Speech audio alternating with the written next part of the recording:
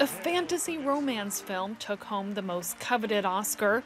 The Shape of Water, the love story between a janitor and a fish by Guillermo del Toro, snagged Best Picture. Del Toro also won Best Director, two top prizes for the Mexican-born filmmaker, in a year in which the calls for greater diversity in Hollywood are louder than ever. Growing up in Mexico, I thought if this could never happen. It happens. And I want to tell you, everyone that is dreaming of a parable, of using genre fantasy to tell the stories about the things that are real in the world today, you can do it. Any way you look at it, it was a great night for women and minorities, with a number of notable wins.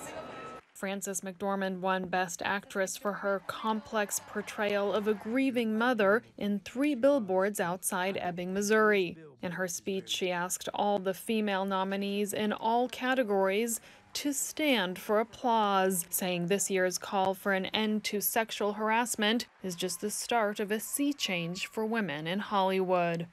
Because we all have stories to tell and projects we need finance. Don't talk to us about it at the parties tonight. Invite us into your office in a couple days, or you can come to ours, whichever suits you best, and we'll tell you all about them.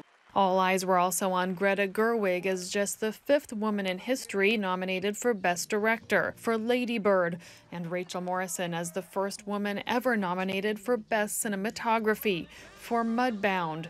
But neither of them took home the statues. One of the most exciting wins of the night was Best Original Screenplay for Jordan Peele, the director of Get Out, the horror film exploring race in America. I want to dedicate this to all the people who raised my voice and let me make this movie.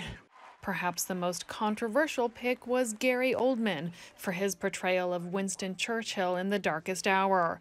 Oldman's ex-wife had gone public with allegations that he beat her, allegations he denies. Still, many commentators say the Academy's decision to award him with the Best Actor Oscar is a sign the movement for gender equity and women's empowerment in Hollywood still has a long way to go. MacCarthy, TRT World, Los Angeles.